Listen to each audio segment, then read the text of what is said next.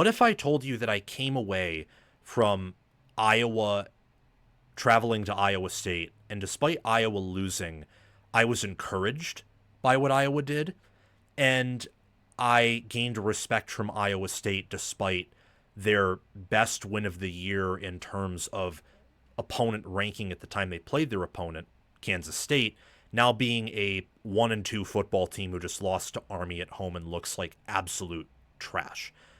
That opinion probably shocks many of you, but let me explain this and take you through a methodical journey. Iowa State beat Iowa 16-13. Iowa covered that 3.5 point line.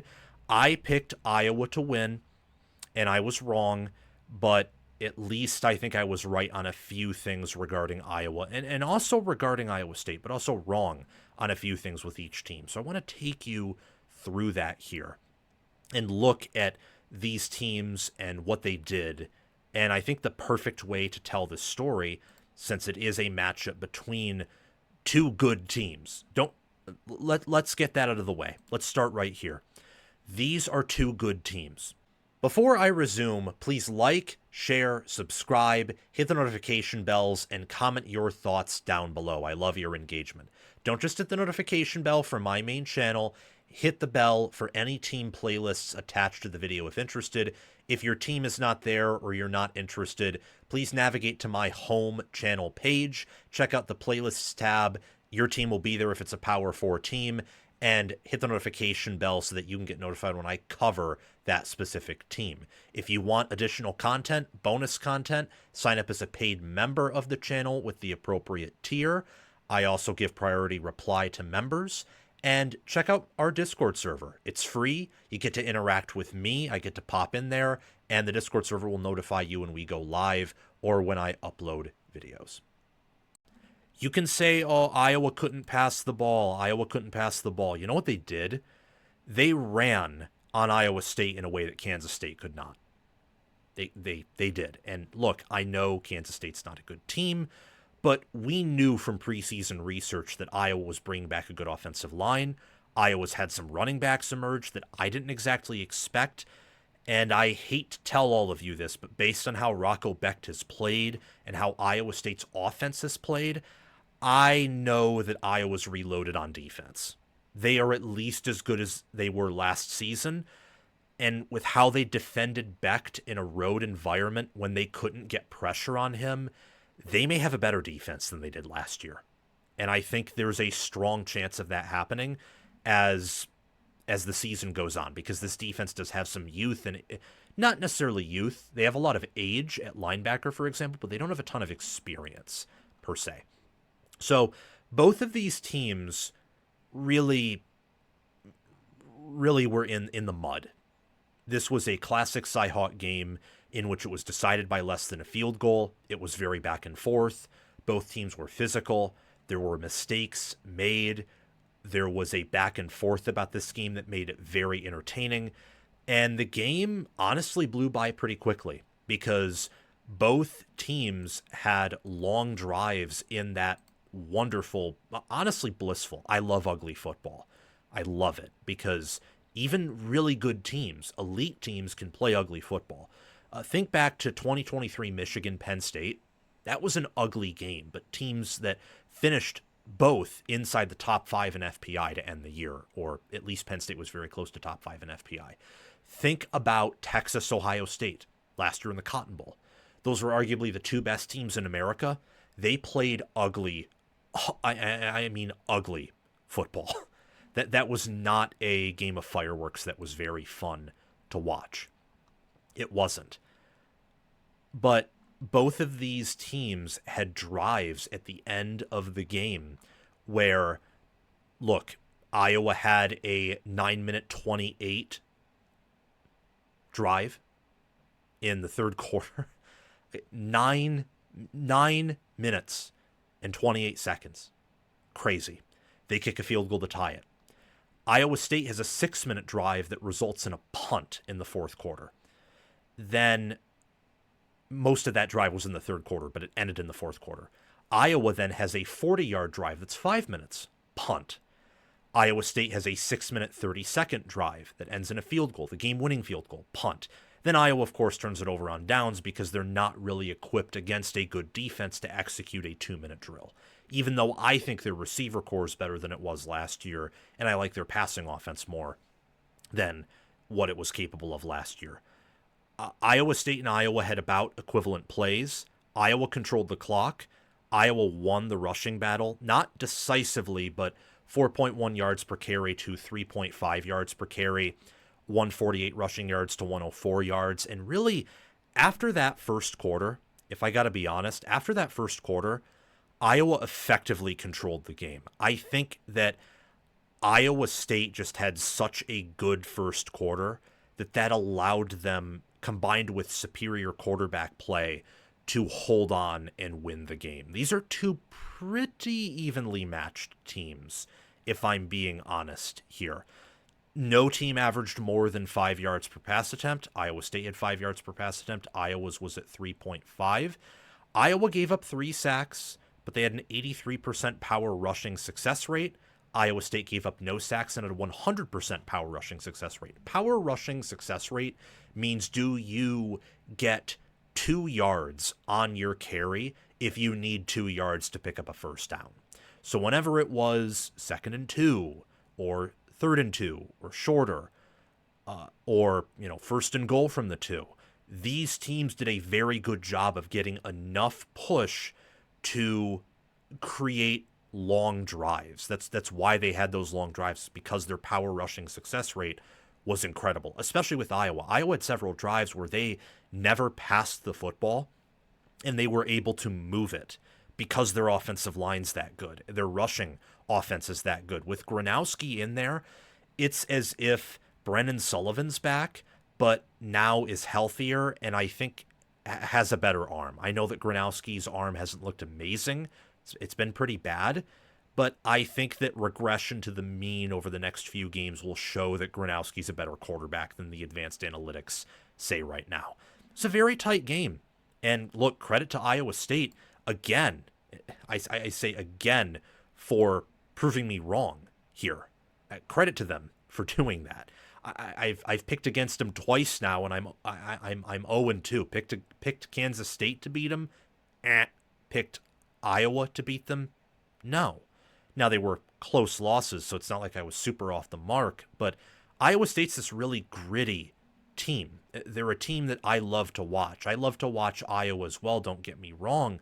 But a takeaway I had, outside of Iowa improving from 2024, and I think Iowa State may have actually improved from 2024, at least maintained what they were, which is impressive given the NFL receivers they lost, is that right now, Iowa State has built themselves into being Iowa. Iowa State has the defense and the size and potential on the offensive line and the tight ends that we know Iowa to have had or have right now. The difference is they have receivers and they have a quarterback.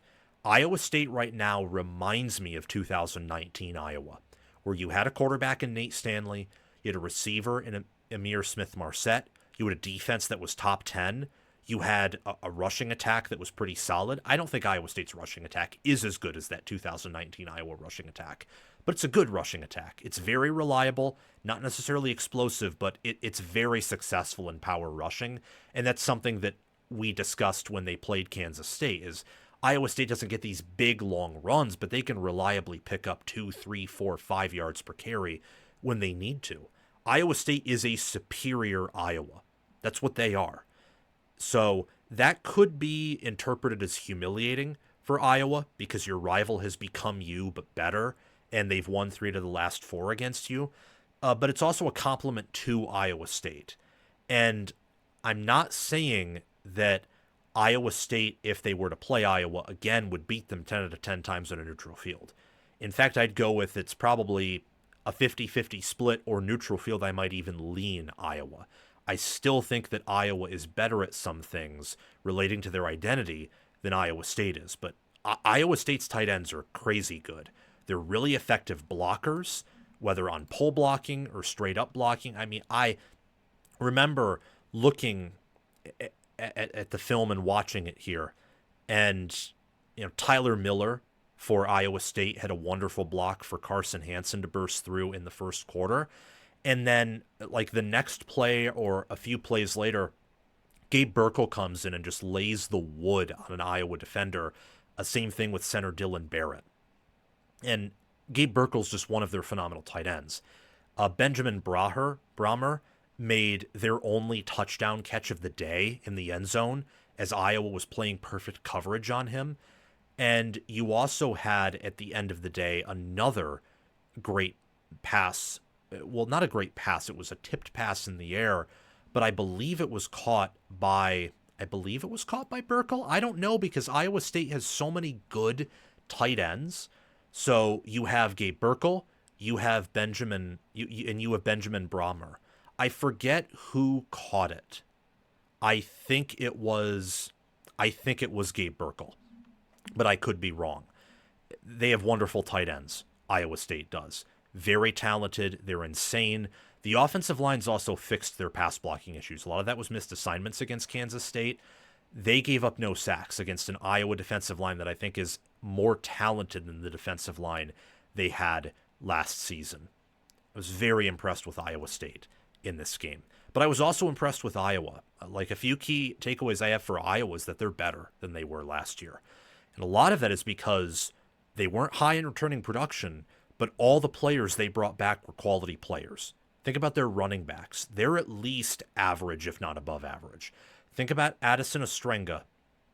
Think about him, and think about his backup. Think about Iowa's entire tight end room.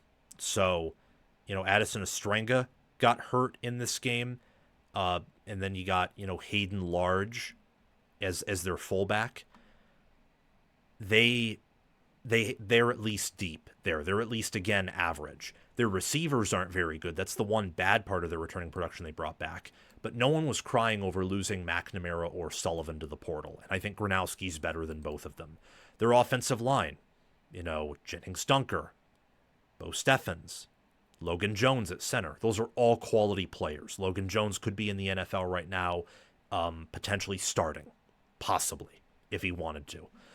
Returning Xavier Nwampka, Cohen Entrinker, Aaron Graves, Max Llewellyn.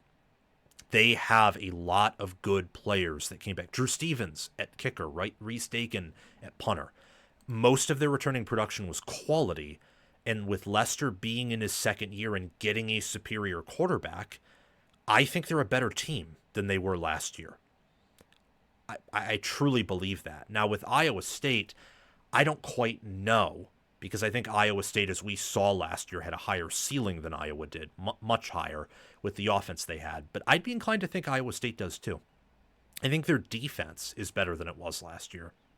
I think Becht is playing better than he did last year. And I think their rushing attack is superior as well. A question I want to ask before we really get on out of here with this segment is Iowa's secondary better? Has it been fixed? Because part of me thinks with Chase Sowell and Benjamin Brahmer and Burkle and Eskildson, who's come on the scene and been really good, and Iowa holding Iowa State to 5 yards per pass attempt in their own place, I wonder if they've fixed it. I wonder. That'll be something to pay attention to when Iowa plays Rutgers in 2 weeks. Rutgers has the best receivers Iowa will have faced so far in the month of September. So that'll be a test, especially with it being, again, on the road like this game was. But at the end of the day, I think both teams are pretty good here. And I think that Iowa State can contend for the playoffs because they're 3-0 and their schedule is easier than Iowa, and they can reach the Big 12 championship game and win it again. With how they're playing right now and winning, Iowa State might be one of the few Big 12 teams to where if all hell breaks loose and there's chaos, they can get an at-large bid. Iowa, I don't think, can reach the playoffs, especially with a loss here and how tough their schedule is, but they can contend for 7, 8, 9 wins, which with how much they lost and the schedule they have, which is tougher than last year, I think would be a success and a little bit of a feather in Kirk Ferentz's cap. Thank you so much for watching College Football with Sam. Remember to like, share, subscribe, hit the notification bells, and comment your thoughts down below. Again, for the notification bells, don't just hit the bell for my main channel, hit it for any team playlists attached, or if you're not interested in those teams, navigate to my channel homepage, to the playlists tab. There will be a playlist for your favorite team if it's a Power 4 team. Hit the notification bell for that playlist so you can get notified when I mention them or talk about the conference broadly that they reside in. If you want bonus content, sign up as a paid member. And our Discord server is totally free. You get to interact with me and several other diehard football fans in there. So do those things. Most of them are free. And if you want to go the extra mile, there's always the Patreon page and YouTube memberships.